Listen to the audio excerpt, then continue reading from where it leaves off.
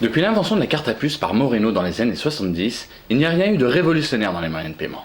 Aujourd'hui, il existe enfin une innovation, le paiement sans contact. C'est bien plus qu'un concept car des banques délivrent déjà à leurs clients une carte bancaire qui dispose de la technologie NFC. Mais connaissez-vous le paiement sans contact via un smartphone? Actuellement, le montant maximum autorisé en France pour un paiement sans contact est de 20 €. Au-delà, il faut systématiquement saisir un code secret validant le paiement. Alors, quel est l'objectif de cette technologie? À la base, c'est le gain de temps pour le commerçant et les consommateurs lors du passage en caisse. Un enjeu sûrement plus crucial aux États-Unis, où la saturation des files d'attente aux caisses des supermarchés est un problème majeur. D'après notre observatoire des comportements financiers émergents, 29% des répondants affirment avoir utilisé la fonction sans contact de leur carte de paiement durant les 12 derniers mois, dont 3% très souvent. En revanche, le recours au paiement sans contact via un smartphone est beaucoup plus confidentiel.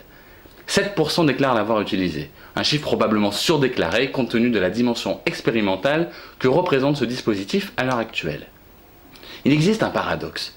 Les entreprises de la téléphonie mobile et de la banque ont beaucoup d'ambition pour développer ces technologies, en particulier pour le paiement via un smartphone. Aujourd'hui, 18% des commerçants sont déjà équipés pour accueillir ce mode de paiement. Mais les consommateurs, eux, ont du mal à percevoir la valeur ajoutée de ce système. Le marché du paiement sans contact n'a pas encore véritablement décollé depuis son lancement il y a 4 ans. Le volume de transactions reste faible. La crainte pour la sécurité des transactions est au cœur du débat. Malgré tout, qu'est-ce qui attire ces utilisateurs aujourd'hui? Alors, il y a bien l'aspect pratique, bien sûr, l'idée de fluidifier les transactions, d'aller plus vite. Mais il y a aussi l'envie de s'approprier une nouvelle technologie. Pour mieux comprendre cette idée, l'Obseco a fait une typologie du rapport des Français aux nouvelles technologies.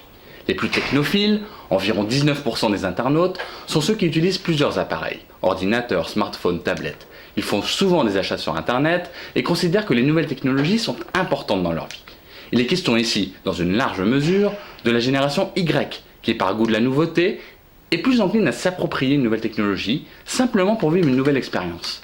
C'est surtout dans cet esprit que le paiement sans contact est abordé par cette génération. En particulier pour le paiement avec un smartphone. Cette dimension ludique fait que ces jeunes générations sont en phase avec ces technologies. Enfin, à l'heure de la sortie de la fameuse Apple Watch, la perspective de recourir à une montre connectée comme moyen de paiement sans contact, qui sera certainement une application dans le futur, séduit moins d'un Français sur 5. On retrouve ici encore les plus fervents technophiles, désireux de rester à la pointe. Une perspective un peu terne, qui s'explique par une faible perception de la valeur ajoutée d'un tel outil, en particulier au regard du paiement mobile sans contact. Celui-ci peine déjà à convaincre les consommateurs. Mais est-ce que le paiement sans contact, avec un smartphone ou une montre connectée, représente simplement un gadget pour technophiles? Ce qui est sûr, c'est que cela ouvre un immense potentiel pour des acteurs comme Apple, Facebook, Google, Amazon. Effectivement, les technophiles sont également les plus ouverts à l'idée d'utiliser des services de paiement développés par ces entreprises hors banque.